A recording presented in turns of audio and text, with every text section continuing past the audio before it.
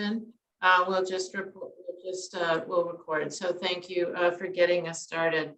So I'm going to turn the floor over first to a couple of the participating organizations that had a key role in making this possible. So Meg, with that, I will turn it over to you.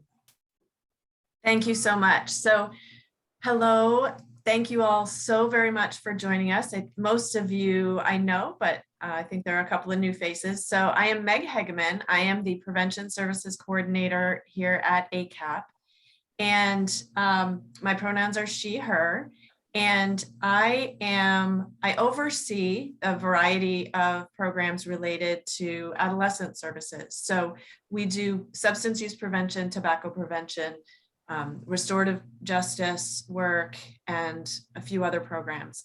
And so one of the goals for this particular initiative, this Closing the Gap initiative, which Amber will unpack for us in a little bit, is to collaborate with multi-sector partners to develop a plan to reduce or to address health disparities. Well, in order to do that, it required a leadership team, and we already have a coalition. In fact, many of you know that we have several coalitions, and many of you are already on them. So rather than recreating the wheel, we thought it made a lot of sense to take one of our existing coalitions, Drug Free Aroostook, and to say that coalition has been in existence for a while, has 13 members, and it's a good idea always to have some new renewed focus, to invite some new partners in to participate in that work. And social connectedness is a huge factor in all of the prevention work that Drug Free Aroostook does. So my sort of vision for this was to take Drug Free Aroostook and make it the leadership team and expand rather than trying to recreate the wheel and have yet another meeting for many of us to sit on again, and to really give us something to do as a task group to come up with this plan, which can then also serve as our sustainability plan. So all of that to say, some of you have been on Drug Free Aroostook for a number of years. Some of you have never heard of it before. The whole goal is simply to increase health and wellness for young people throughout Aroostook County. So the nutrition security component is new for that perspective. And so we may actually end up doing something similar with the Health Services Advisory Committee that some of you also sit on, that addresses more of the food and nutrition in particular for young people. So hopefully that is what will come of this. Will be an all-encompassing group that will be able to address all kinds of issues that improve health and well-being for young people in the county. So I'm thrilled you're here. Thank you for joining us. Thanks so much, Meg. Maureen O'Brien, I'll turn the floor over to you. Hi, everybody. I'm Maureen O'Brien from the Maine Resilience Building Network. I definitely recognize a lot of names, if not faces. I really appreciate you all being here this morning, and we are so thrilled to be part of this work. So for those of you who don't know the Maine Resilience Building Network, I'll just give you a quick little overview of who we are and how we came to be involved in this. We're commonly known as MERBN, which doesn't roll off the tongue at first, but you get used to it. So we are a statewide public health nonprofit. We have a network of about 2,400 individuals, organizations, agencies across the state. And we have the same mission that all of you do, which is, supporting and improving the health and well-being of youth and families and communities in Maine.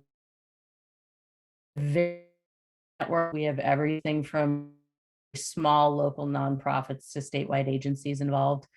So what we bring to this project is that statewide perspective on social connectedness and youth mattering, which is an area of interest for us that we've spent the last year really digging into and talking to people around the state about how we increase the sense of mattering among Maine's youth, which I think we're going to get into a little bit more later. But we're here to provide our statewide perspective.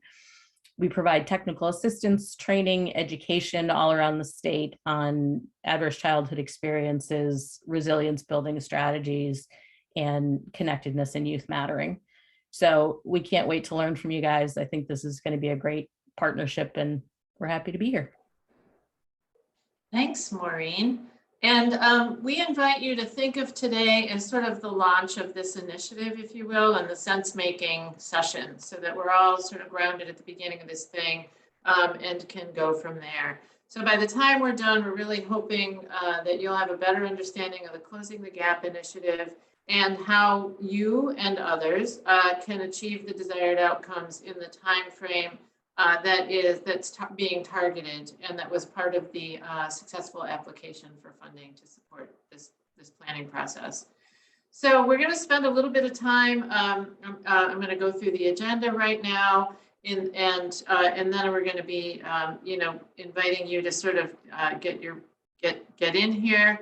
We'll then do some overview of various pieces of the initiative and related working definitions, because many things will be you have in common, and there may be some language that is not in particular use for everyone. We want to make sure everyone has a concrete understanding of that.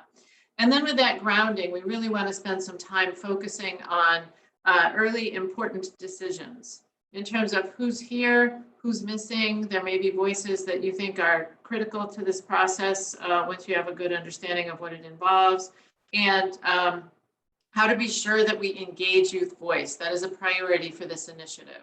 So we want to be talking more about that. And then ways in which you do your best work. We've all been in collectives before, whatever we call them, coalitions or whatever. What kinds of operating principles or ways of working have really met with success?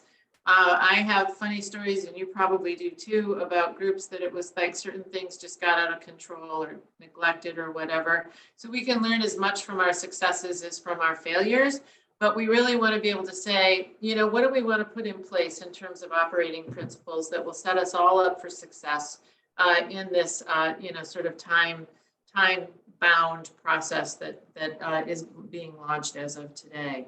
So by the time we're done, we'll have accomplished those things, and we'll talk a little bit about how to make sure we're also setting ourselves up for success by setting a monthly meeting date and time that works for people. So we're not competing with other standing meetings and obligations that you have. And we'll have a hard stop at 12. Everybody has busy lives. So we'll go from there. And Meg, thanks for dropping that into the chat. We'd really love in the next few minutes, and I'm just going to hold a little space here while you do this. We would love for you to put your name, your organization affiliation, and sort of the program or coalition that you're representing in this sort of domain, if you will. You may wear many hats, most people do, but in this domain, what program or coalition you're representing, your name, your organization, and your email address. Please drop your email address in. You may think that we have it, but we want to be sure we have a solid and up-to-date email list for this initiative. So thanks for tending to that right now as we go. Seeing those of you who are underway, so thanks. And I'll stop talking because I think it's important that people just have a second here to do this.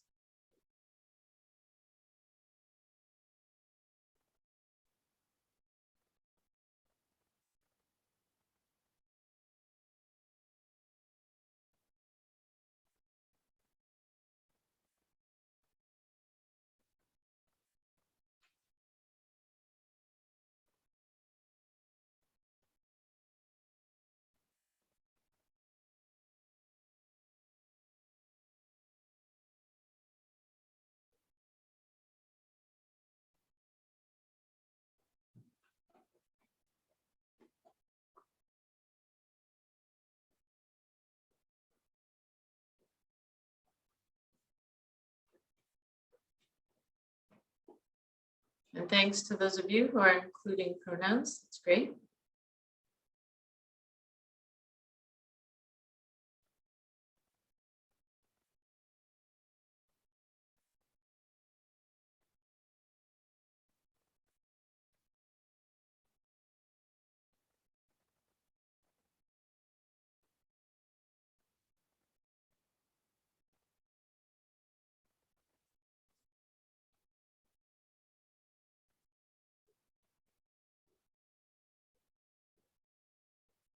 trying to do the quick math and look at the number of chat submissions against the number of participants. High math at this moment. All right. Thank you so much for tending to that. And I will move us along.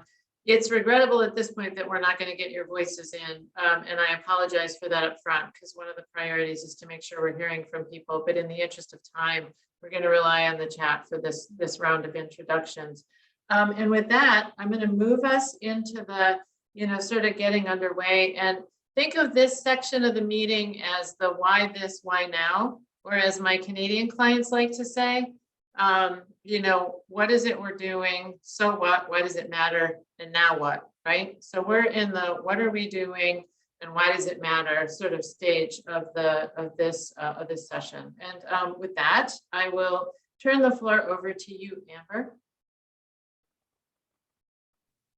Thank you, Carol. Hello, everyone. Good morning. So I'm here to talk a little bit of the overview of the award that we're kind of working on here. I'm going to focus on the social determinants of health aspect of it. So this award comes from the CDC, and the CDC is interested in health equity. That health equity is impacted by a great number of factors, from where you work to where you worship to where you play to where you hang out, where you kind of do all of your day-to-day things. Those impact these different aspects of your lifelong and chronic health concerns. So the CDC is looking to impact all of these different areas. The two areas that we're going to focus on are going to be food insecurity and social connectedness.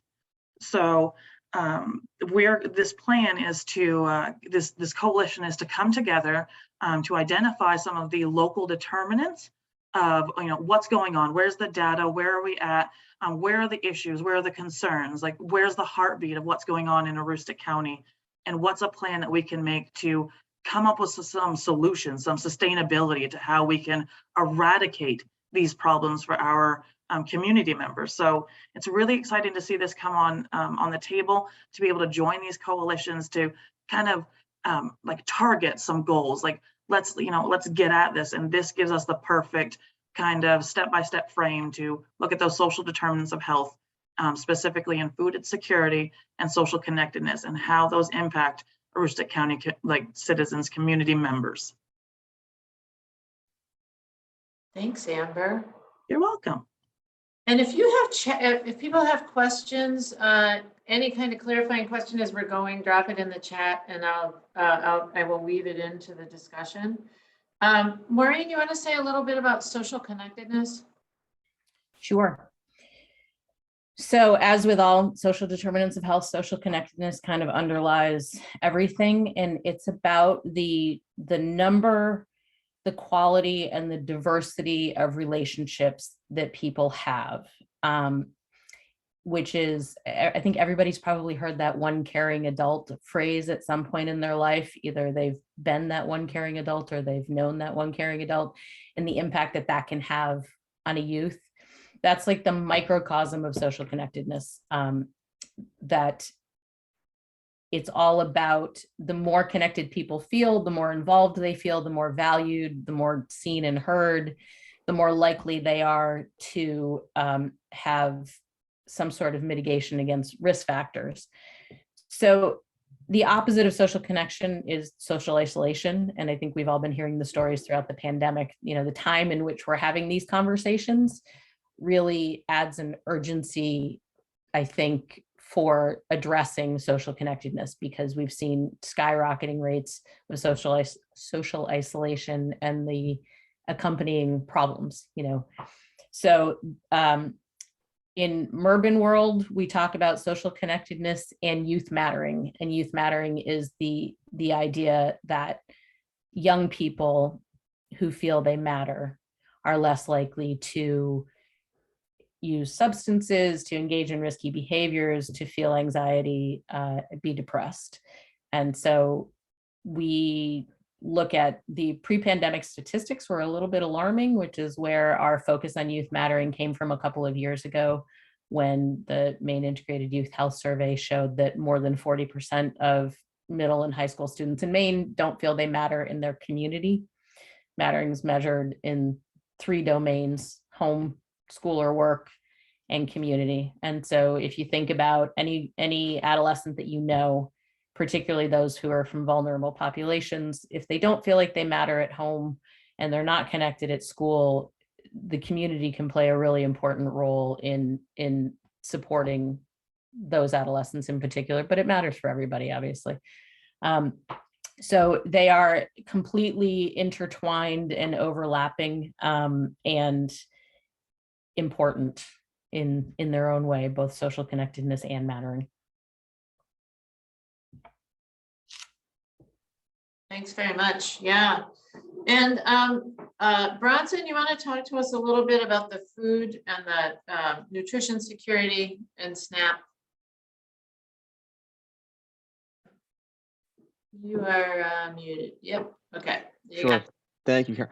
So yeah, I'm just going to spend a few minutes just talking about food insecurity in general, not specific entirely to Maine, but just kind of overall on a more global level.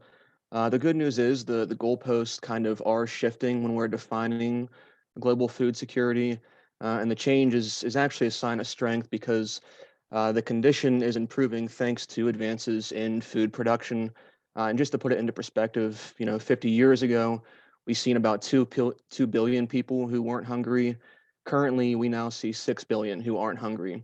So that's really good news. It's showing that the overall demand can be met, which does in a way run counter to the historic narrative that says, as the population would increase, there wouldn't be enough food or enough methods to reach these populations. So the good news is that's not the case, and we can reach people as many as we have now, and hopefully for the foreseeable future. There's no reason necessarily to think otherwise.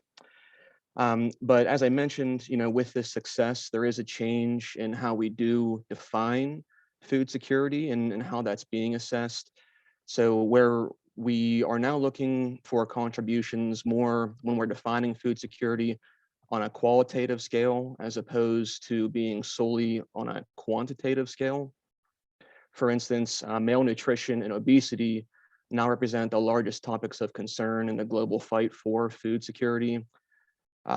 Just to put it for an example here, roughly 25% of the world's population are obese, overweight, and or malnutritioned. And it is kind of an odd combination to think of obesity and malnutrition being together, but it's actually not an anomaly, especially in Western culture. The two generally join together in large part as a result of people when they do have enough food, but the food actually is completely void of nutrition, as well as being just primarily cheap overall. So if you think items, like fast food, candy items, anything you find at a gas station, empty calories, just think of it like that. And this is most common in food deserts, which again is very prevalent in Western culture, where healthy foods in general have limited accessibility, either due to costs or location, or a lot of times it's just both. And other concerns with malnourishment also regard the stunting of child development. So that's a big area that we're looking to address here on a global scale, because child development with malnutrition, that's seen more in the developing nations, so it's not so much an issue here, but nonetheless, a combination with that malnutrition, obesity, and just overall nourishment, these are all contributing factors since we're going to be redefining what it means to be food secure. And just a last point here, just to round it off, though there are certain restrictions and regulations that prevent some of the work being done for food security in the world, ultimately, when understanding what food security perhaps will look like in the new era, a better approach might be to seek it and define it as just simply nutrition security.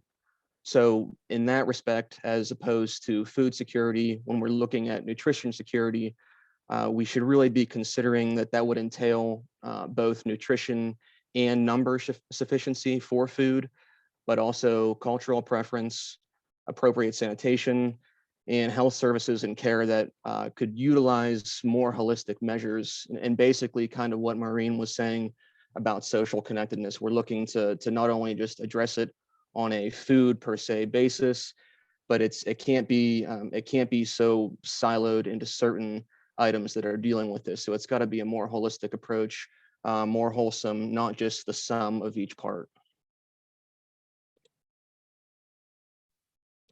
Thanks so much, Bronson, for catching us up on the current, understanding about this priority, because it's clearly evolving over time. That's super helpful. Thank you. You're welcome. Yeah, thanks. Amber, you want to talk to us a little bit about the Accelerator Plan?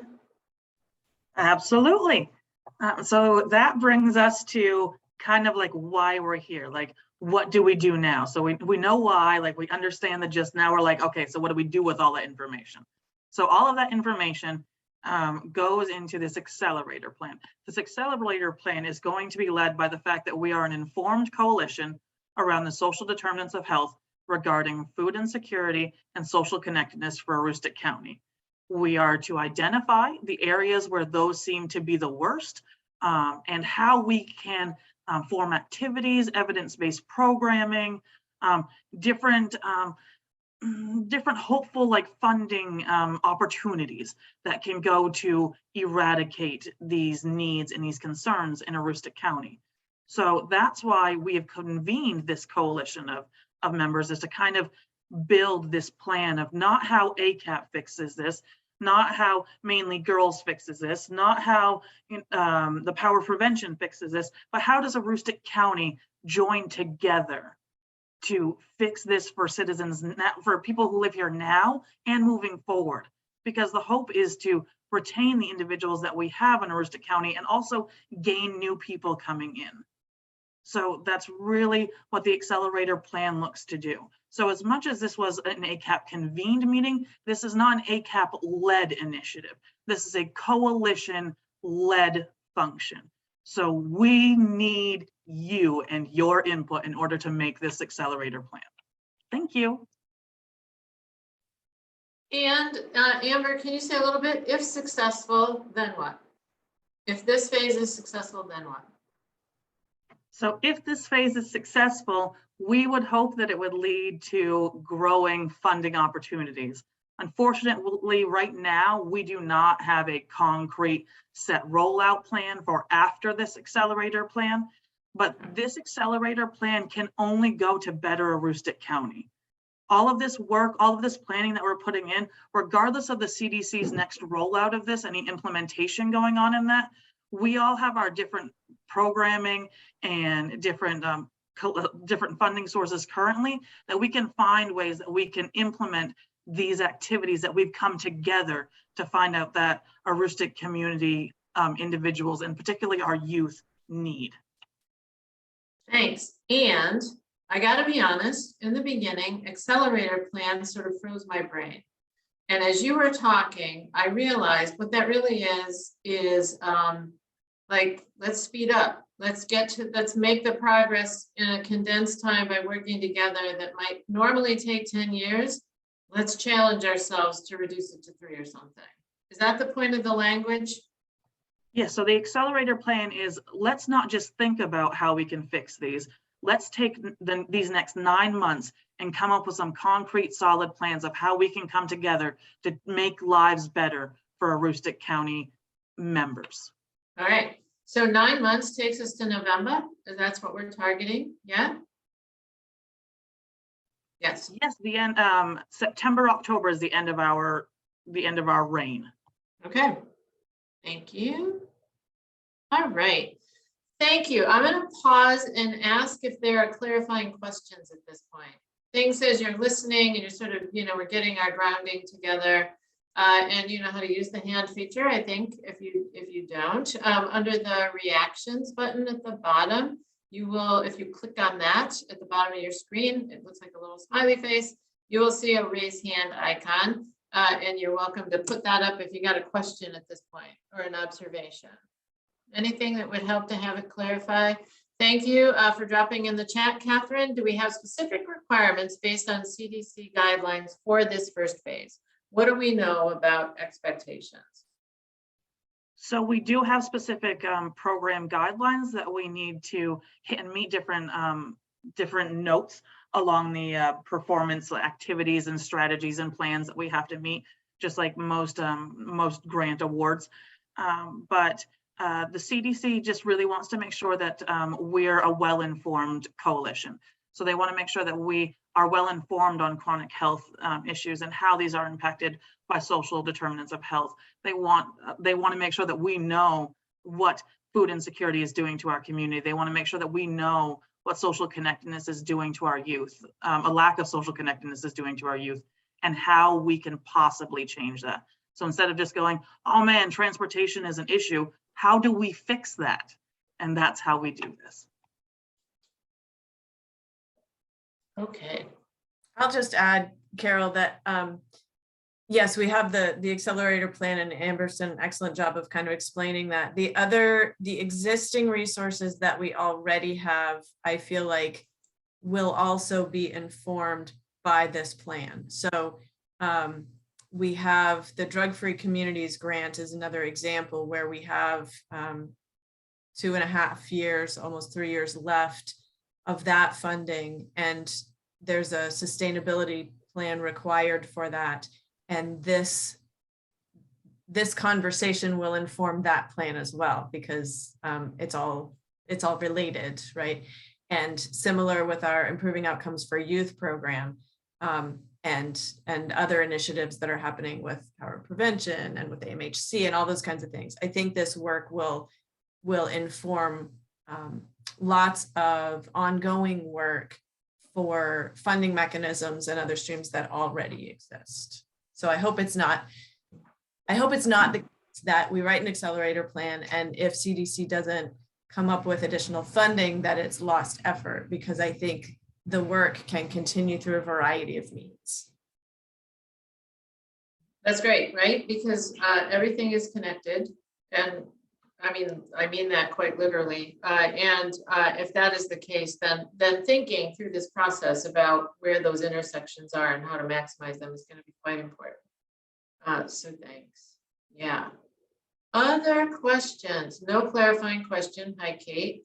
But I'd like to address the use of the word obesity. It feels very shaming, and would offer the phrase healthy food and healthy movement. We have to recognize that bodies come in different sizes, and that access to healthy, nourishing foods is more important than what our kids' bodies look like. Parenthetically, as all of us heuristic folks know, our kids' bodies get shamed, very, very publicly, regularly, and that, of course, immediately brings up what we all know happened last weekend. Thank you. So I'm making a note of that, and Bronson, we can talk more about that if you've had a chance to give it thought. Like the word obesity may be a clinical word, I'm not sure, but let's make sure we think about that. And then Beverly, thanks. What's the most effective and important approach to youth engagement in building these projects and relationships? You bet. We're going to go there today in terms of, at least to get voices into this that can then have that trickle effect or trickle down effect, right? So, so more on that. Thank you. Totally with you on that front. Okay. Anything else for now? Thanks for that. We all own this work, so thanks for weighing in, because that's the only way stuff gets done. It's not just us talking head people. Okay. I'm going to move us along. More clarifying questions may come up, or word checks and other things that we need to be collectively owning and deciding. We would sort of like to say, if you can look around the Zoom, look around the chat where people have listed, who they are and which initiative they're representing. We would love to know, who's missing. Like, are there other people we should be sure to include? If we're sort of focusing, we know this is systems work, right? And by that, I mean, all of these piece parts are connected. We know in this specific initiative that we're focusing on food insecurity or nutrition security in the long run, and social connectedness. And I think we're saying, just in some regard, these underlie a number of other things. Who's missing? And you can drop it in chat, or you can raise your hand. Who's missing right now? I would actually love to hear someone's voice. I'm feeling a little like, you know, the echo chamber here. Yep. Maine Youth Action Network. Thank you, Jenny, for dropping that in chat. Ryan. Others who are missing organizationally.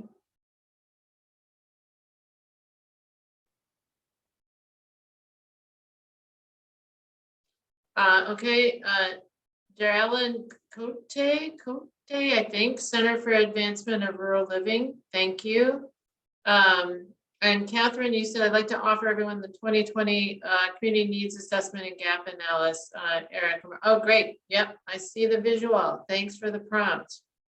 Okay, thank you. And when you say offer it, do you mean we could distribute it? Absolutely. Eric has the paper copy in his office, and it's really informational. It's already expressed the need gaps in some places, more around recovery and drug addiction, but there's also a paper copy he can email folks. So our electronic copy, yeah. So maybe, and this may be sort of like you'll get it twice, better twice than not at all. It could be something that is sent to the email list, right? So which is another reason why getting your name in the chat and your email address and your organizational affiliation will be important. And Jenny, thanks for AMHC and ATLC programs. And Kate, you're doubling down on that and saying yes. Dawn Homeless Services, and I don't know who Presque Isle Authority is, but older adult service representative, public education, religious organizations. Beverly, thank you, Shelters in Schools. And Kate, Maine Behavioral Health, Youth Peer Support Statewide Network. Great, great, great, great. Keep it coming. All right, UMPI and NMCC, thank you, Carol. Food pantries throughout the area, Catherine, thank you. Amber, you too. Food, you both hit that at the same time right there. Kate, Job Corps, thank you.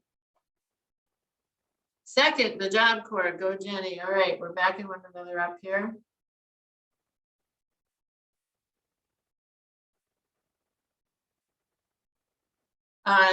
GSFB, thank you.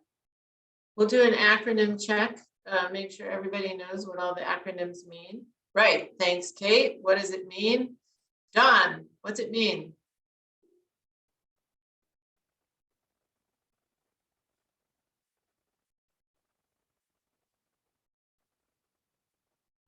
Right, of course. Thank you. Yep, Good Shepherd Food Bank. Thank you very much. Girl Scouts, Boy Scouts, 4-H, Future Farmers of America. Says the girl who was raised on a farm. Catholic Charities.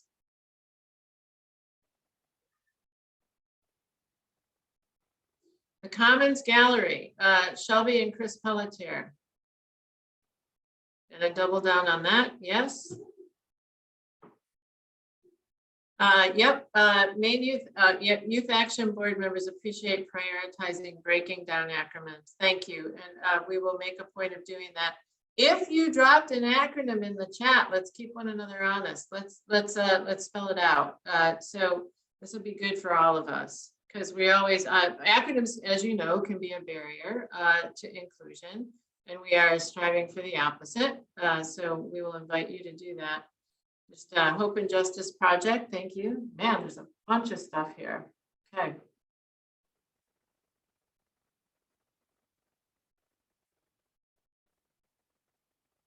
Okay, this is great. Thank you so much. And you may, Northern Lighthouse, great. And as we're talking, more things may come to light.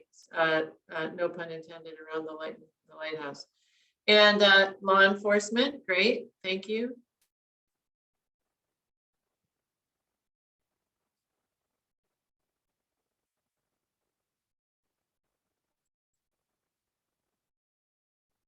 Okay, we see the importance of the system, right? You're thinking systemically, which is critical to this and which is first nature for most of you who do this kind of work, change work anyway.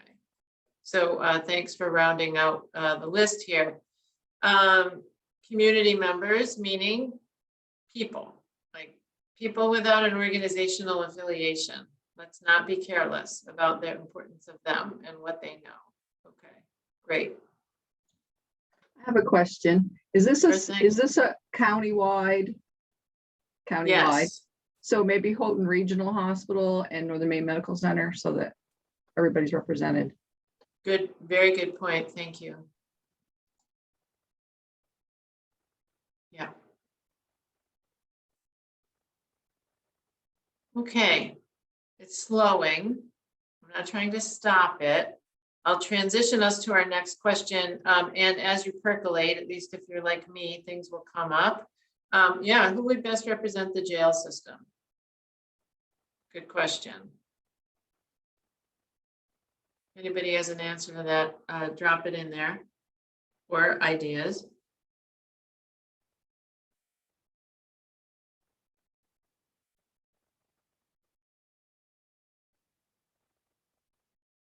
Rural Resiliency Community Alliance, thank you.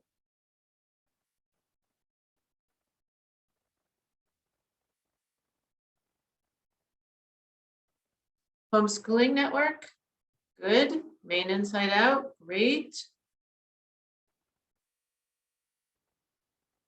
Sheriff Sean Gillen, thank you. Best approach is to ask the jail first. Okay, not make any assumptions about who.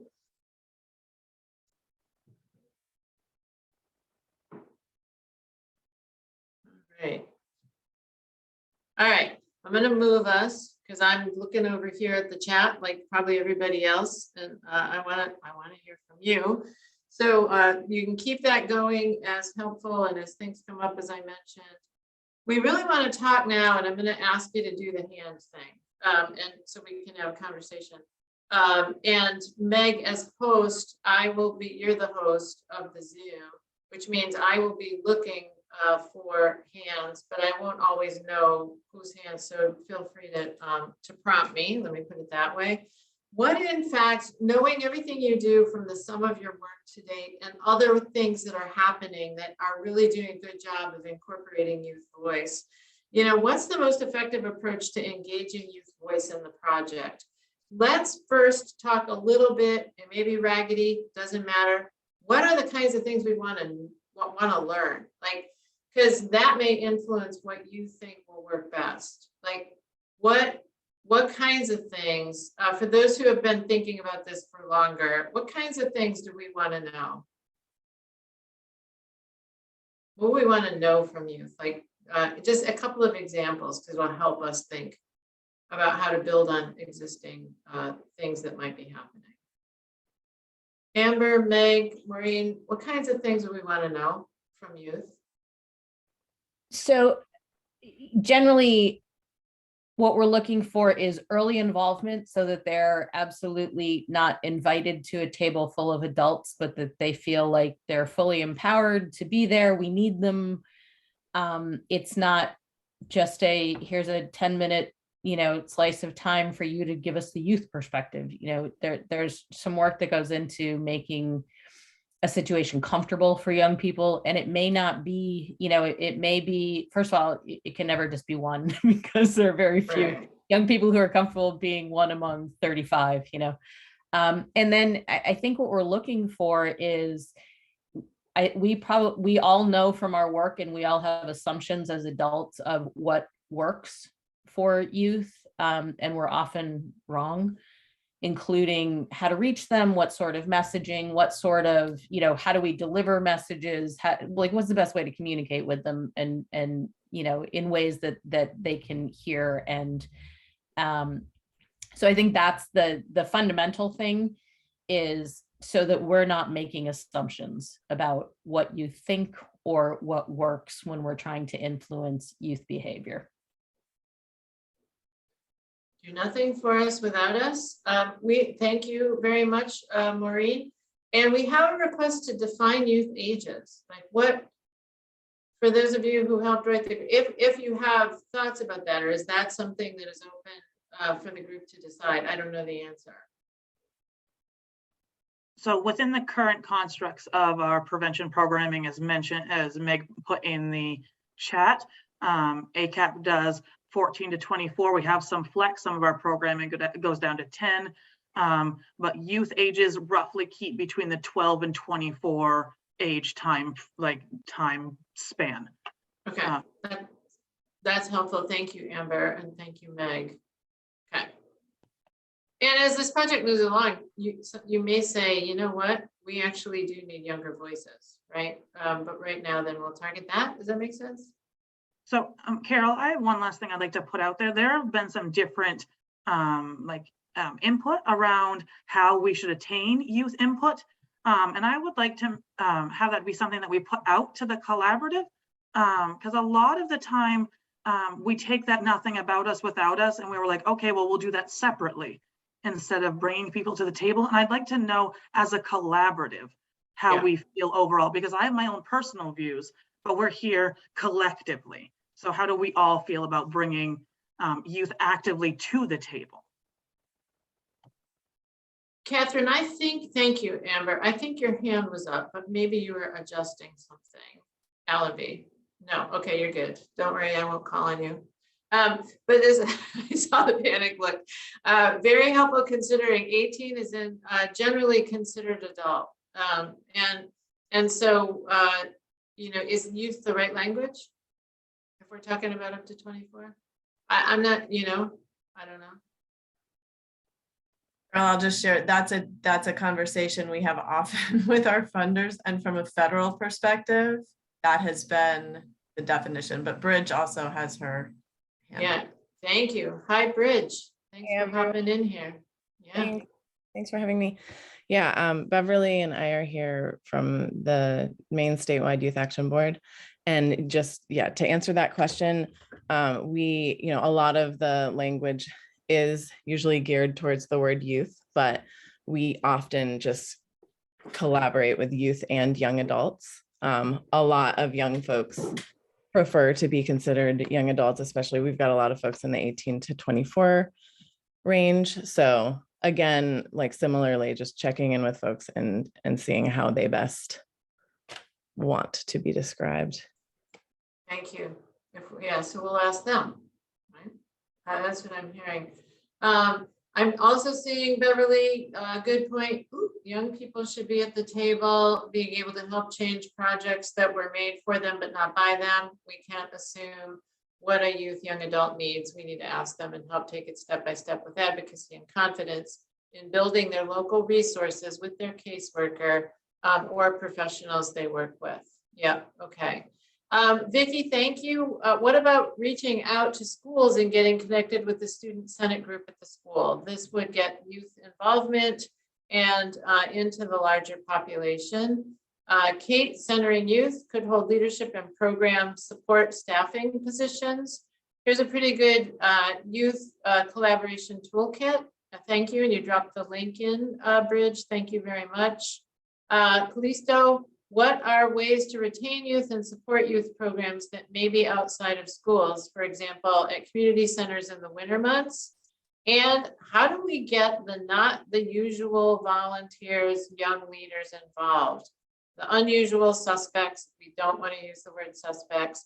How do we get better range and perspectives and experience? And Meg, you dropped the question in, how is Mainly Girls doing this? And someone sent a note telling me that Biscuit, my orange cat, is eating the fern behind me. I apologize for the distraction. He actually thinks it's lunchtime, and he thinks if he eats the plant that I will stop what I'm doing and feed him, and he's wrong. Callisto, what are the youth comfortability on caucus and youth boards? Do they want youth boards to provide insight to larger projects? Kate, you're saying yes. And what do youth want to see in the county? Circling back, adults stating youth need this, but what do the youth want? Okay, whew, so great. And now let's talk about those things. All right, let's talk about them. What good questions? Where to go with this? Thoughts? Carol, hi. Hello. I would offer that just in terms of, Holly and I were just talking the other night about how important it is to work with the over 18 population because of the mentorships that we've experienced. Really important to get girls who are on campus, whether it's through an MCC or UMPI. We've worked with UMPI students before, and the relationship that's formed between those girls was amazing. But also, I think that the girls over 18 who are in college have been just as supported and have grown in, experienced lots of stuff in their lives that they were able to work out just by taking the training to become a mentor. And without that, so I think, the age of 24 is totally acceptable to me in terms of bringing people on or into this project. Thank you. Yeah, thank you. Amber? So I just wanted to answer your question, Carol. I thought these questions are all fantastic. They all want to know what we want to know, but I think just in defining the question that we're inappropriate to give the answer. If we're asking youth, we can't then turn around and give the answer to what youth want. Because I don't think so, but I don't think anyone in here falls under that guideline. They may, but. Yeah. Yeah, thanks. Hi, Damien. Hello. Hi. Hi. I guess I just had a couple of thoughts on this. One, I think a major thing to consider with this is just relationship between generations. Sometimes when I'm in these meetings, I kind of hear this, sorry, like I get anxiety when I'm like on this thing. So I'm just kind of, I kind of get this like vibe that there's this like, and I'm not saying this is the case necessarily because it's a concern and it's a focus, but it's like a they them thing, when in truth, like, I think it's important to consider that like we, no matter our age and what generation we're from and where we're coming from, we're all going to learn from this, and we're all going to get something, and we're going to take away with something, like helping somebody else and a younger person in our community is just as equally helpful for ourselves. And I think that that relationship is really important to emphasize, is that it's not just even a focus on the youth, but also a focus on our relationship with ourselves and the community. And also on top of that, sometimes I get this sense of like these like events or these projects or plans can sometimes, and I'm not saying this is always the case, but sometimes can feel a little focused in a way that can almost be a little stuffy or a little like, how do I put this? It's like there's specific folks that will come to these things, and there are some folks that won't.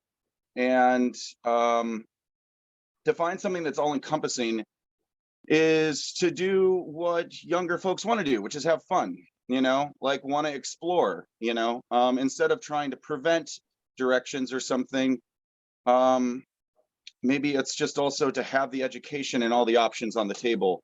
I've been talking about trying to find some way of umbrella, like an umbrella within the organizations in the community, specifically for, nurturing the direction and being there supportively for younger folks. But something that can bring everybody together, like even like events that are like music festivals or something, like kids want to go like see music and stuff, people want to go everyone wants to do that, right? So if there was something that we could all come together and like focus on things that are bringing everybody together, and while they're there enjoying themselves, they're also learning something, but I had some other thoughts, but I don't know where they're at right now. I guess that's it. Well, come back if they come into focus. Thank you so much. In my language, what I'm hearing you say is, let's not get carried away with making this a head-driven thing. Because if it's all above the neck, then we may be missing the point, and we may be deciding stuff without figuring out, the best path in. And if this is added on to something that young people would typically do, how about that? Yeah. Thank you. Thank you very much for that. That's great. And I'm looking for other hands. I'm also monitoring the chat where there's substantive conversation happening, as you can all see. How do we, what about school, and, what about survey tools and youth organizations? What have the youth said? And we know right now we're waiting for this year's, MIDAS, and that we don't have that yet. And that will be coming. And multi-age perspective without feeling like incapacity, where everyone has a large age gap, youth, adult, middle-aged, elder. And asking some of the organizations to help and share requests for insight. Great, we can get their input from them. Having the Youth Action Board consultants at the table is the best way to understand what you young people need. Please don't assume what people need, ask them. How about several open forums in the north, central, and south of the county? Summer's coming, and doing a walk talk survey at the parades and other outdoor events. So that's getting closer, Damien, to what you were imagining, or combining those things. And Beverly, you dropped a link in around homelessness. Maureen? You are muted. I clicked and muted instead of unmuted.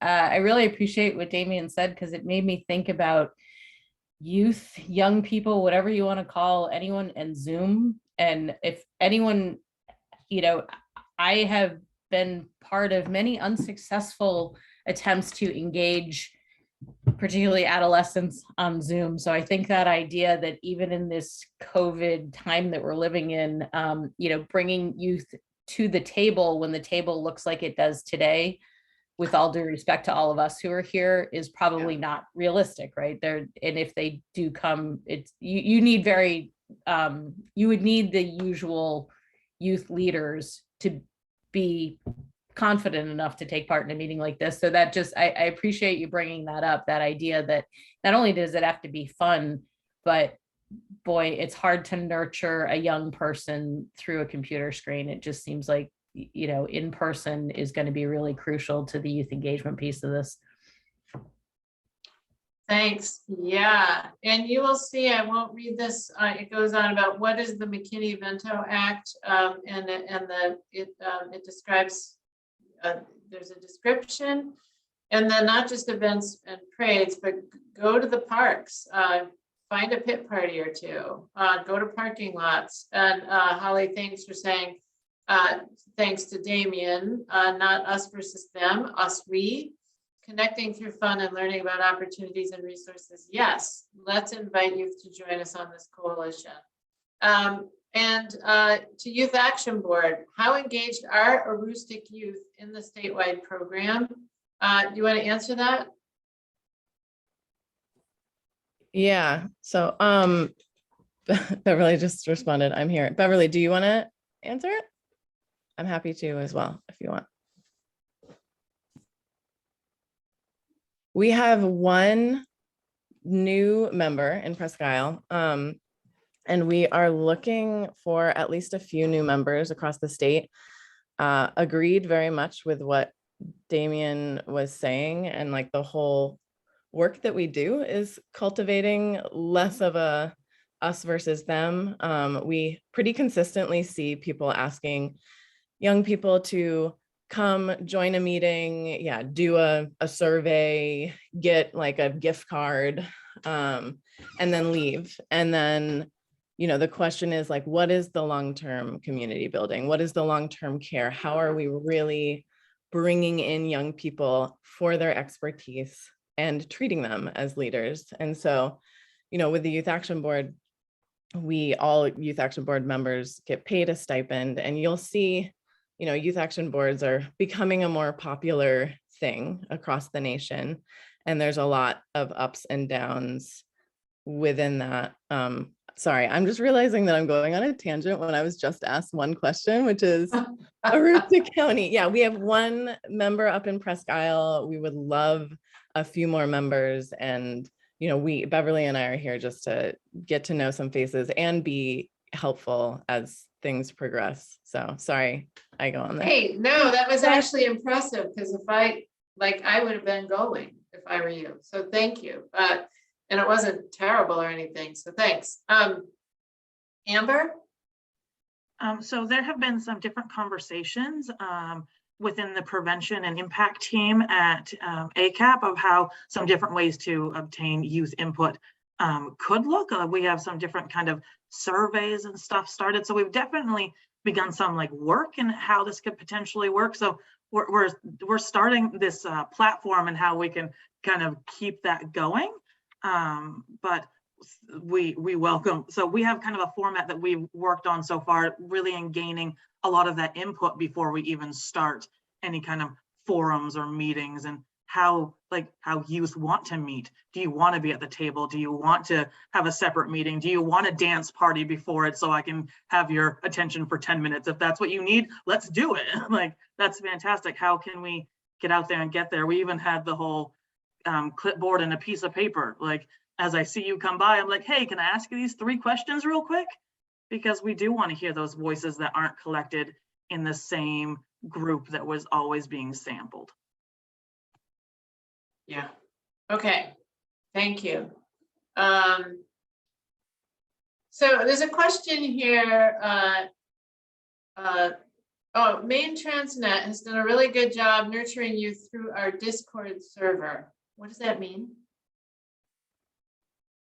What is a Discord?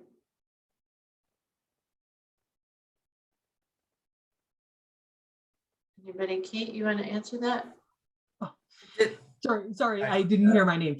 Yeah, sorry, I didn't say it, so you couldn't have heard it. My apologies. I was reading.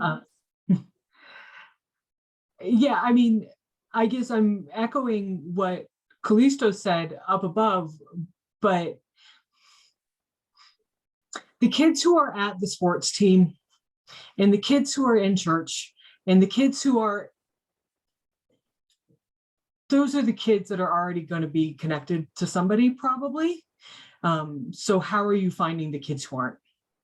A lot of times the servers are at Maine Transnet started a Discord server. It's fantastic. Those kids are super involved. I don't know about the other I don't know how how out Maine's groups are doing. I don't know. I obviously exist in the Q+ world a lot. And I just think that those are the kids that you're looking for. The kids who are going to volunteer are the kids that we probably all were. Well, not me. I was a systems involved youth, but with the exception of me, probably true. Yeah. All right. Yeah. I think that's great. Yeah. Thanks for that explanation. That helps. And it does help us think about how are we going to go deeper and get into the nuance, right? Like, how are we going to get where we need to go with the people who we might not normally be engaging. And I think, Catherine, your question about what are other areas of Maine communities doing and what worked and what didn't, like maybe there's a bit of homework to do around that. And this group is like so much collective wisdom. If we know of things or examples, we could be collecting those and look to them, kind of thing, to try to sort that out. And I mean, you have so much collective wisdom and experience and access to people here, right? This team. So, I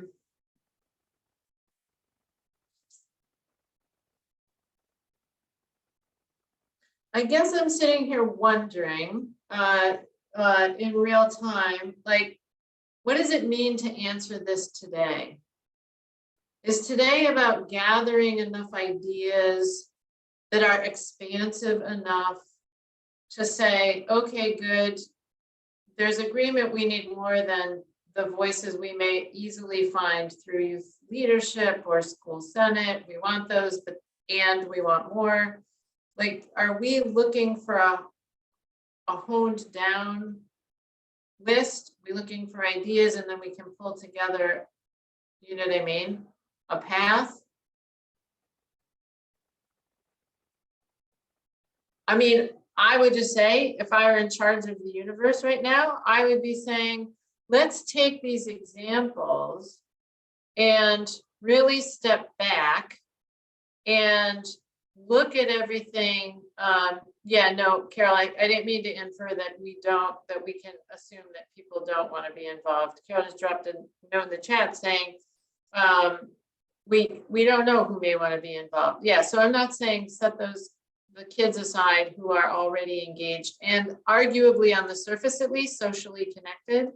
Although I would make a case that a lot of kids are involved in things and they're still disconnected. Like, if in their heart they may feel isolated, they may have the appearance of being connected. So this is important to do this all the way through run. And I wonder if one of the takeaways from this conversation is forming a small team who may want to pull together the idea block for how to go about this, and to make sure we have the rigor and the level of inclusion that we're hearing is important.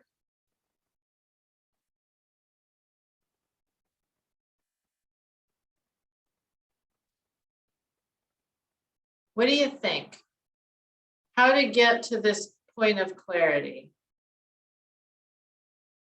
I'll give you an example. A little bit, Carol. Sorry. Oh, go ahead, Meg. Yeah. Well, I fully support that. I think in terms of next steps, that would take the energy that there is around this issue and allow that to continue to spin and say, okay, so there's tons of great ideas. And so, yes, let's put feet to that. let's do those things that we just said. I think, and whether that looks like a few people finding out what's happening around the state, but others who are willing to get out and hit the streets, to get out and hit the streets and say, okay, here's what we want to know. Here's the, so if people are willing to do that, I don't want to drive that train if that's not where we want to go. Yeah, I wonder if I'll just say one thing that worked in York County a while ago. We were the emphasis was on youth who were aging out of foster care, and the social supports, things were not in place the way they are now, and they're still not perfect by anyone's standards, I'm sure. And many of you know a lot about this. We did sort of like this. We had actually the officers whose job it was to be the person who walked in a home and removed a child from their parents, from their family of origin, from their caretakers. We had everyone involved from that person. And some of those people sobbed like nobody's business. I could cry thinking about it, right? Because they did the uprooting. We had them involved all the way to the foster care parents who were with these wards of the state as they were aging out and knew they were going to be emancipated and they were leaving their home, right? What we realized collectively was that we needed to meet at night.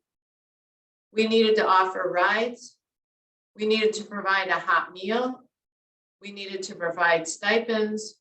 We built our body of work around the availability of youth, and for youth who were working at night because they needed a job, at the mall or whatever the case may be.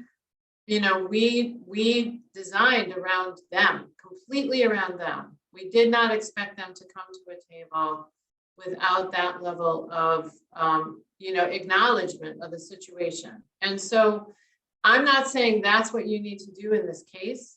I am saying it might be good if we could have a show of hands of a small group who would actually sit and think through between now and the next monthly meeting on Zoom or anything else. What is this? What could this look like? What does our wisdom show us? What have we learned? And how do we do this? And Randy, I'm seeing you just dropped in chat 3 possible subgroups: asking the youth, through a survey, inclusivity, list and outreach, and 3 previous successes. Fabulous, succinct summary. And I wonder if we could have one group who could just sort of build the scaffolding for what this youth, engagement, and I'm going to keep using that word because I don't know where they're going to show up and how. Are there people who would volunteer to work on that? Just even like 4 people who put their heads together between now and the next meeting to begin to, think about this, what it could look like using Randy's frame, which I think is a great frame. Thank you. Carol, I don't want to raise my hand because I don't want to confuse things, but can I ask a clarifying question here? Yeah. So are we still talking about how to get youth involved in this group? I feel like maybe some of the conversation went further down the road, even into the formulation of the plan itself and that sort of thing. So are we still on the basic idea of youth input into the work of this coalition that we have today? I think we're intentionally framing it as in the project. Because to an earlier point, I don't know if the best way to engage youth is to expect them to be part of a group this large of adults, et cetera, et cetera. So I think I'm starting with no assumption that inclusion here is right, but rather with the project overall. Great, thank you. Yeah.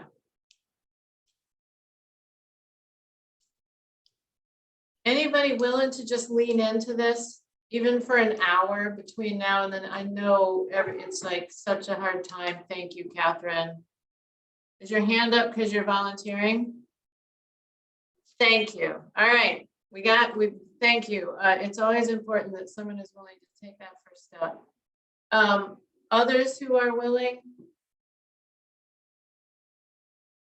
I'm just going by hands because the chat is Randy. Thank you very much. Yep. Anybody else here?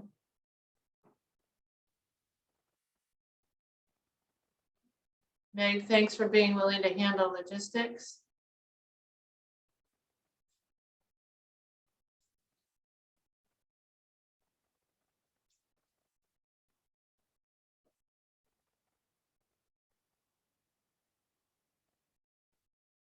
Anybody else at this point?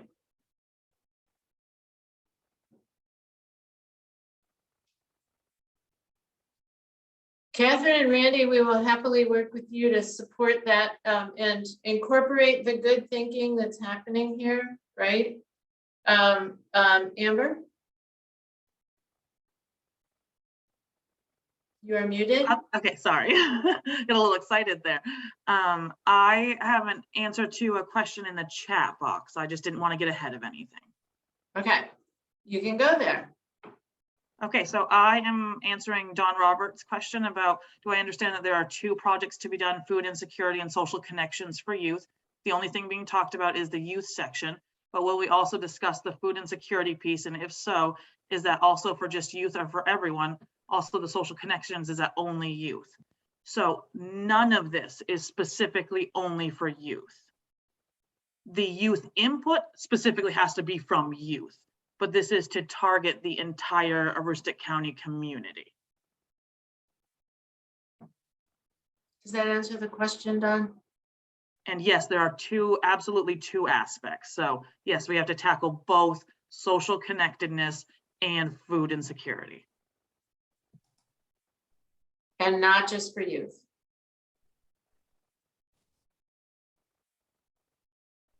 Amber, that's what you're saying? Yes, Meg was pausing there for a moment, so I was letting my fearless leader take the rep there. my apologies, Meg. No, that's okay. I think the youth inputs. So the social determinant of health is social connectedness, right? And right. That is specifically around youth. Youth engagement is for the entire project and then some. So the idea and what is proposed in the grant is essentially a youth advisory board, like as Bridge mentioned, is kind of the hot new thing. And the reality is that should have been the underpinning for everything that at least prevention services has done up to this point. And so there is a need to play catch up. There is a need to stop the provision of services to those people and to begin allowing young people to form and inform and develop these programs, rather than, first do no harm. We haven't been real great at that, honestly. And so do I think nutritional security does not need youth input? I would say no. I believe that addressing nutrition security also needs youth engagement. I don't know if that helps or muddies the water. Well, I just wasn't sure if it was all focused towards youth or if it was for everyone, because it seemed like it was all youth focused in our conversation. So I was getting a little confused. Thank you very much for the clarifying question. Yeah, and you're not alone in that confusion, Dawn. I think it's kind of the language within the grant does talk about children and youth facing food insecurity. We actually have the option, one of the components of the Accelerator Plan is to target a population. So the language, simply because of the placement of the prepositional phrase of youth or with youth, it is unclear as to whether that includes the phrase nutritional security or whether that is only referring to the previous phrase around social connectedness. And I think that is for us to determine, to be honest, because of that lack of clarity within the language.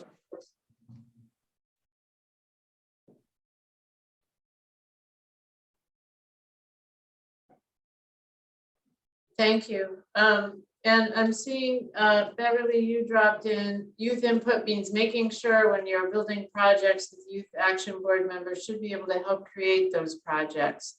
Youth Action Board consultants work to help youth and young people being unsheltered. Everyone should have accessibility to food and resources to succeed in life. Thank you. And Callisto, what is the intersectional focus to addressing food insecurity?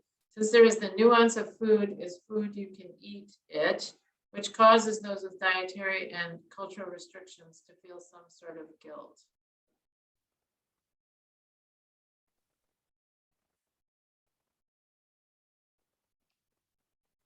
I'm looking for those of you who were involved in the creation of the grant. Is there anything you want to respond with at this point to Callisto's question? Is that me? I'm not sure. Okay, perfect, because it can be. So there you go. The focus from the CDC is that the access to not only a sufficient amount of food is also the need to have access to a sufficient amount of healthy food. So it's not only that food insecurity is quite an issue in Aroostook County, dealing with the rural population that we have, and it's quite spread out, but also that a big impact of social determinants of health in Aroostook County is poverty. So that poverty makes it so that those same individuals do not have the same access to fresh fruit and vegetables as other people do who have a higher level of income. So that's kind of how it'll look at all of the different ways that is a disparaging issue and how we can address it. So if there are cultural beliefs in Aroostook County that make it so food insecurity is an issue, let's absolutely tackle that. Let's talk about it. Let's figure it out. How do we address it? How do we get around it? And how do we make a plan to solve that and it no longer be an issue? Thanks, Amber. Damien? Yeah, so I had a thought about that.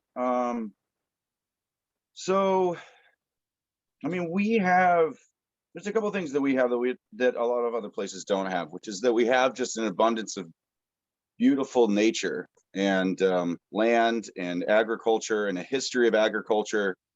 And I feel that there's been kind of like a hiccup or a separation from that, where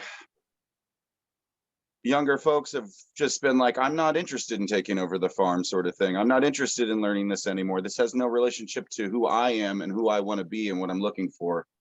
And I feel like I'm seeing people move to this area because of those things, and then people who have been living here leaving because of those things. And in truth, it's like a lot of this stuff is all really, I mean, it's all connected.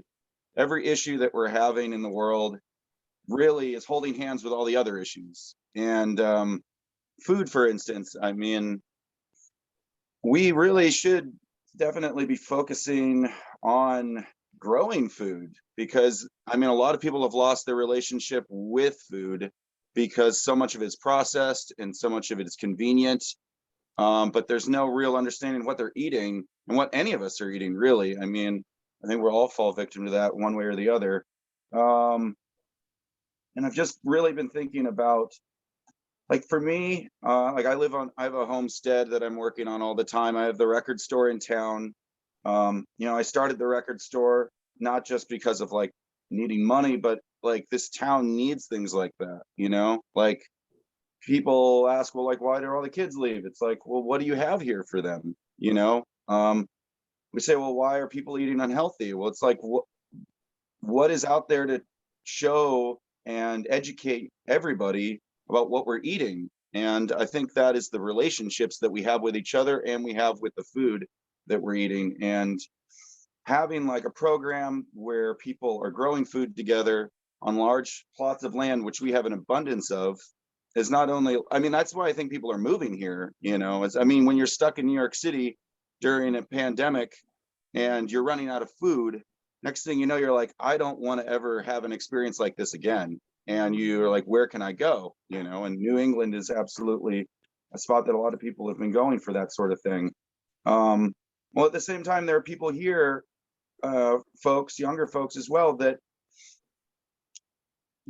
they don't know that that's an option, you know, that there isn't like an education around that or community support. And it isn't necessarily going to just work by saying that there's this little thing over here and there's this event. I mean, there needs to be something that, you know, I mean, when I'm in the record store and it's open and people are coming into the store, they're coming in for music, right? They're coming in to check something out, but what they leave with is more than that. We're having dialogue and communication. They all of a sudden realize that they're in an environment with somebody that they can be safe around, being whoever they are without a judgment and without a concern. And they can also like talk to this person and they can ask them questions and know that they'll have answers for them that won't be manipulative. And there's so much manipulation in the world, and right, you know, so it's really important that we emphasize that as well, you know, that these things are very clearly for nurture, and it's a, you know, and it's a reciprocating nurture.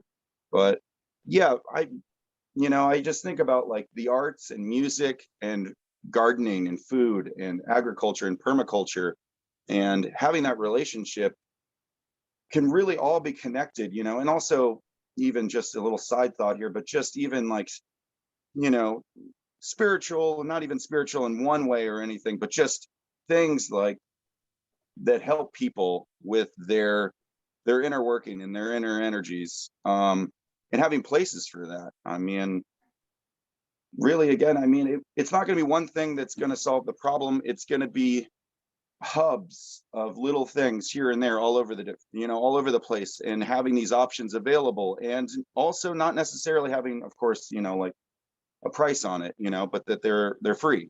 And, you know, having somebody come into something not because of what it looks like from the outside, but actually, you know, like they go there, like, for instance, this thought of like having an event like a music festival that is also also has the same stuff that Common Ground has, where it has workshops and it has, you know, booths full of education, and all the organizations can be there.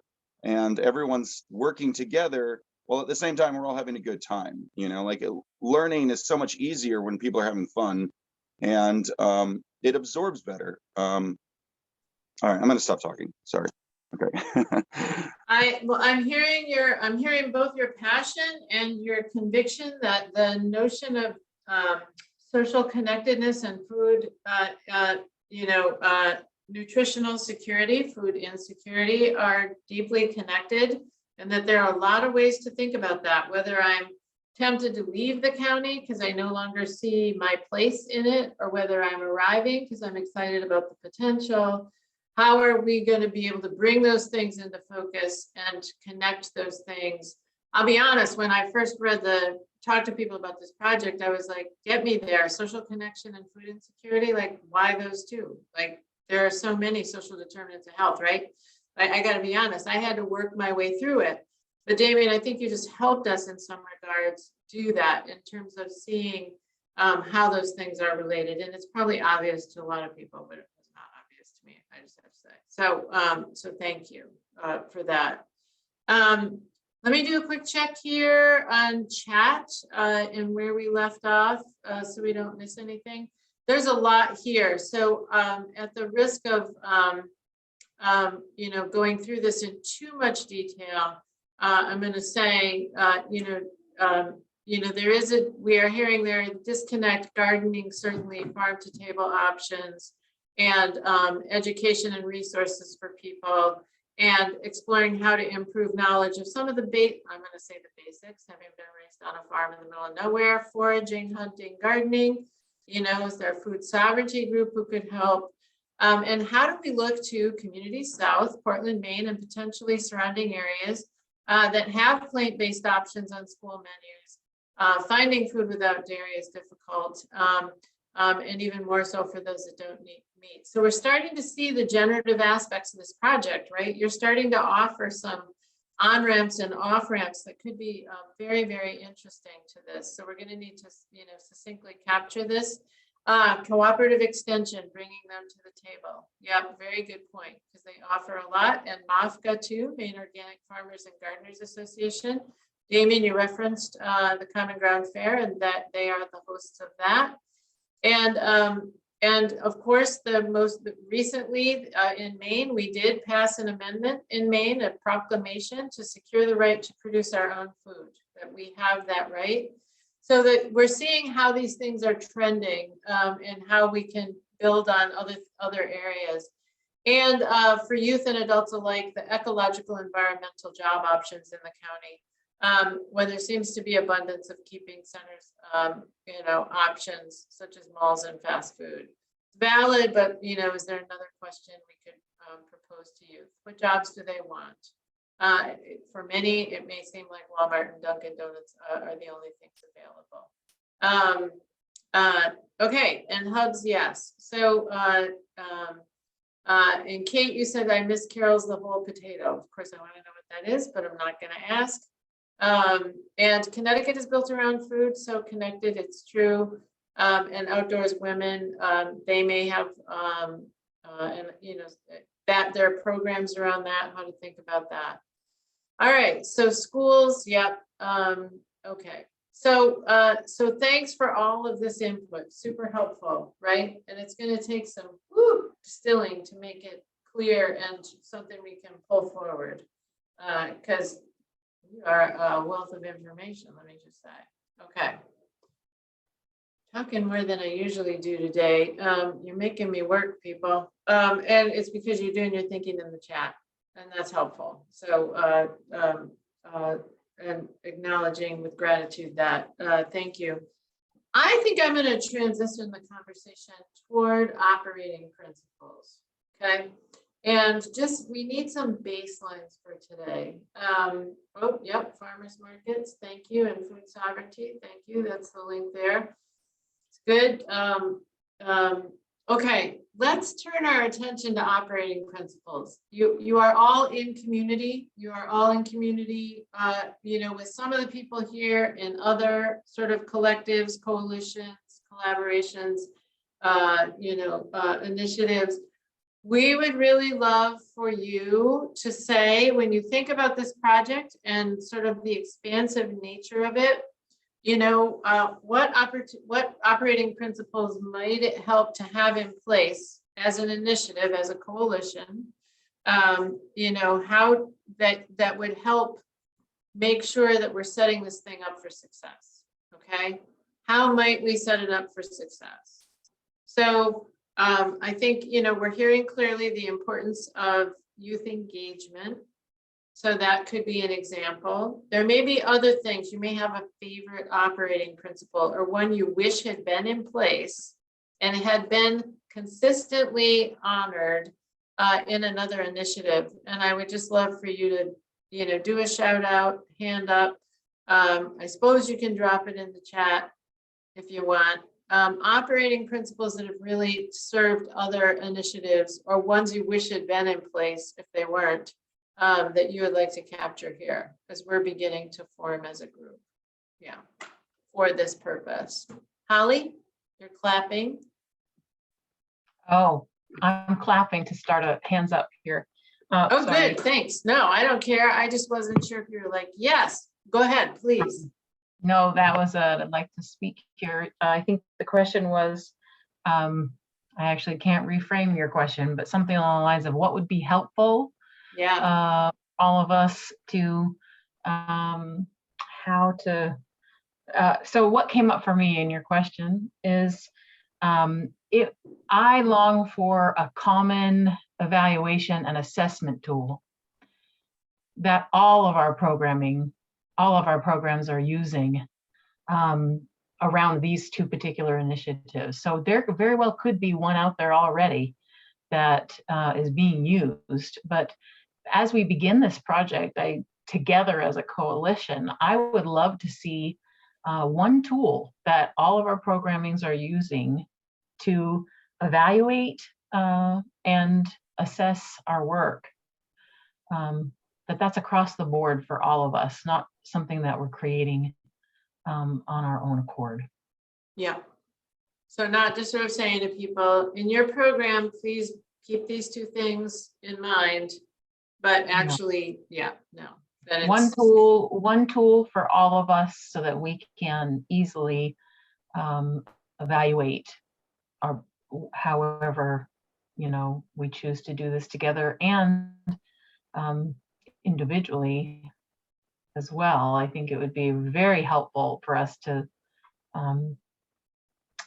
gain a better understanding of our work and the effects of our work. Thank you.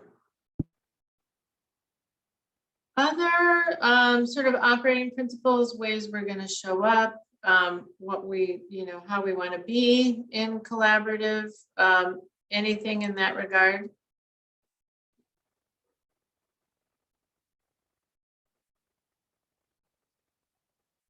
I don't know, maybe some of your collaborations haven't had operating principles.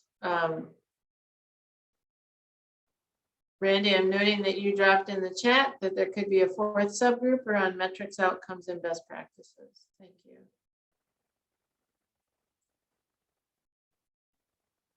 So maybe I'll offer some that have come from other groups and just see what you think. Some are as basic as start and end on time. Oh, yep. Principles. Thank you, Kate. Show up as you are. Camera off is fine. Closed caption enabled. Chat is valid for to offer suggestions. Thank you. Carol? I just wanted to mention that I could throw this out to our board. We have a board meeting on the 1st of February.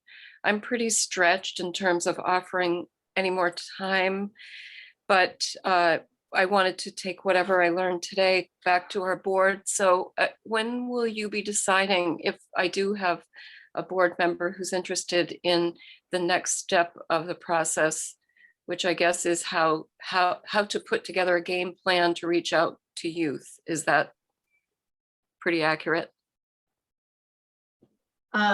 Yeah, like, do you mean when will our two volunteers be working on that kind of thing? Or do you mean when will the outreach happen? No, not the outreach itself, but I don't know how many did you gather 2 volunteers today? I Yeah, thought you then were looking. I'd love for- to have more. Yes, no, Carol, Yeah. yes. And I would love to participate in that.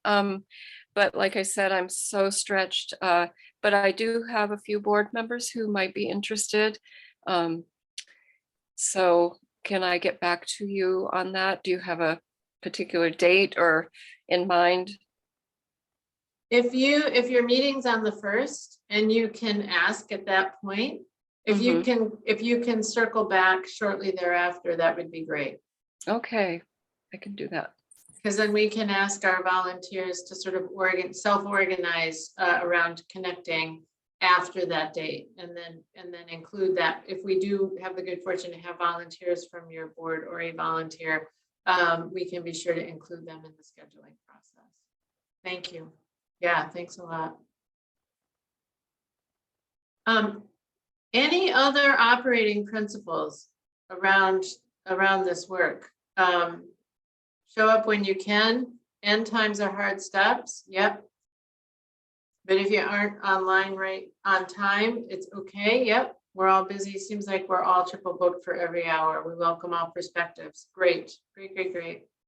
Starting and ending on time, I think, is a very important form of honoring and acknowledging the contributions that happen here. So I can just tell you, if I'm involved, we will be doing that. It feels important because you're all so busy. So these are great. Other examples of operating principles that have really helped or that you wished had been in place in other initiatives. Updates ahead of time for review, so we don't spend time reviewing what could have been emailed. You bet. Yep. Which means we're asking people to do their prep, right? Something comes in and getting it to you in a timely fashion so you can read, and then we can start with an assumption that people are up to date. Yeah.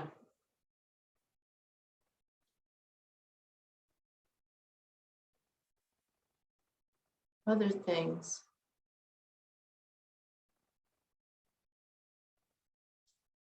Great.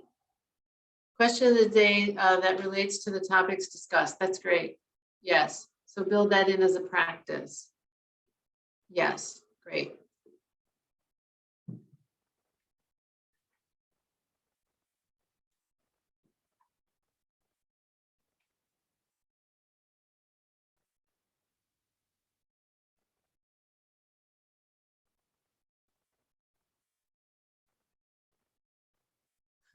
Okay, multiple but not daily reminders with set updates attached, i.e. soon after the meeting ends and then again the day before, sort of thing. Yep. So align with how adult learners do stuff, like make sure we're setting people up for success that way. Catherine?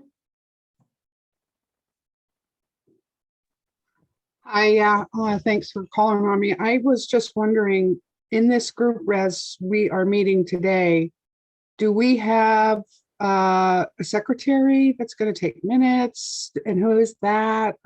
That kind of thing. Do we have that hierarchy? That part Yeah. we do have. So that's part of the grant. Amber Tierney is the community educator that's responsible for this particular program. So she is the minute taker extraordinaire and is the one responsible for compiling the text of said accelerator plan. So she'll be the author. Okay, I appreciate that clarification. And so after this meeting, within a few, so I would say like within a week, having our minutes, that kind of thing. Yeah. I'll read what else other people have put. I don't have anything else to add. Thanks. Great. Yeah. Okay. So timely distribution of notes, right? And an opportunity. Everybody, I would just say everybody owns if it feel like something in the notes misses something or misrepresents, that it's up to all of us to read them and submit. Okay. And I think, yes, the use of breakout rooms for sure, especially with a group this large, and we will be doing that. We were a little reluctant to do that during the first session, but we will be doing that most certainly. Thank you. Yep. Other things.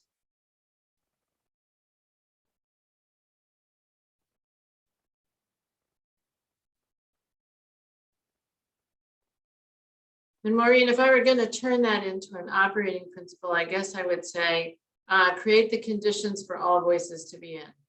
And then even in breakout groups, people may want to use chat, but they may not. They may be more willing to speak up, but all voices in is, I think it's actually essential to what you're trying to do. Catherine?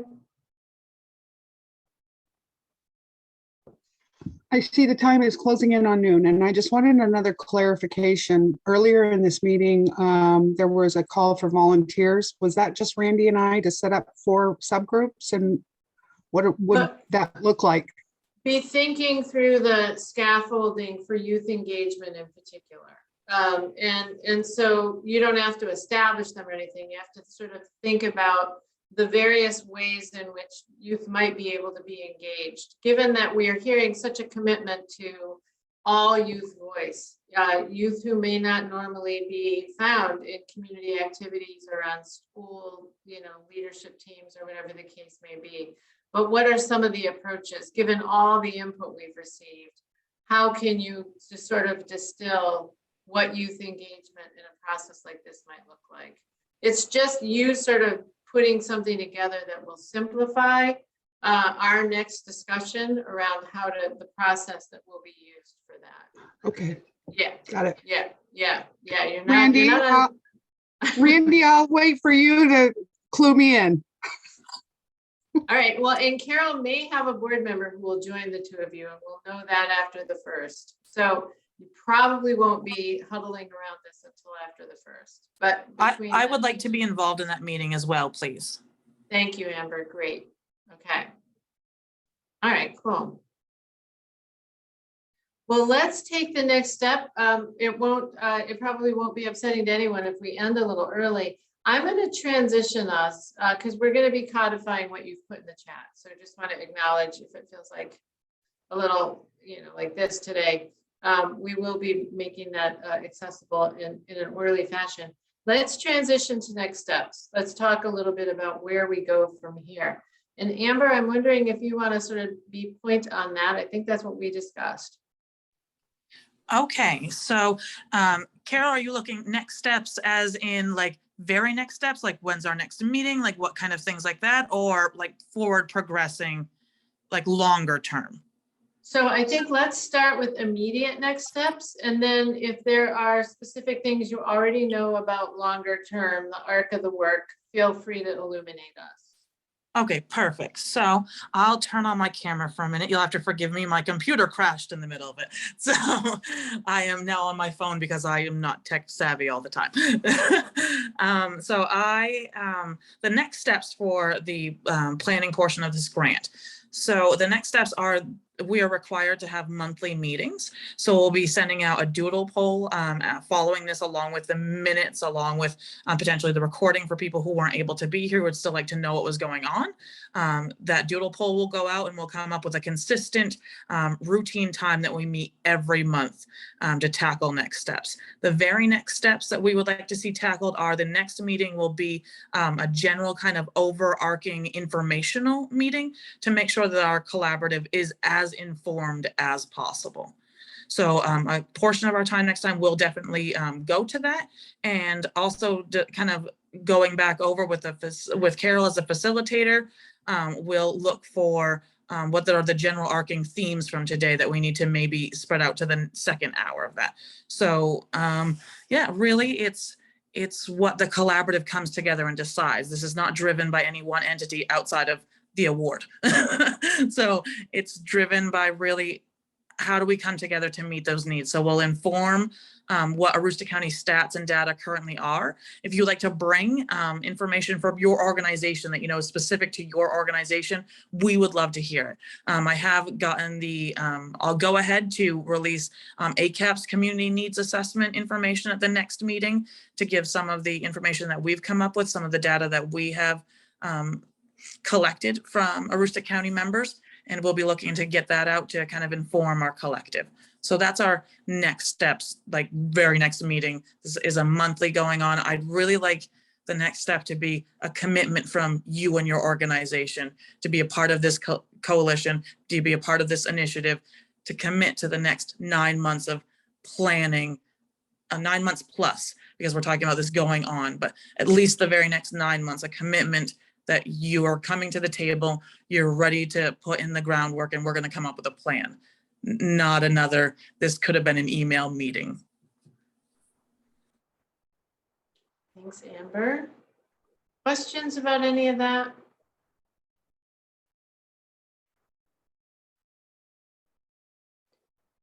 Okay, so we will be doing some information review and sharing and clarifying questions and stuff. And then I think it is going to be important in the next meeting that we move beyond the download, right? And so more on that as we go, because if we're gonna spend time together, we want to make sure we have a shared understanding, but we also just want to make sure we're you know, making the most of the discussion time while we're together, because that's going to be really important. Okay. All right. Anything else for today? All right, you have a found 17 minutes, which may not seem like a lot, but for many people, that's like pretty huge. So thanks for your time and attention and your involvement. Thank you, thank you. And nice to see everyone, and best wishes until we convene again. Thank you.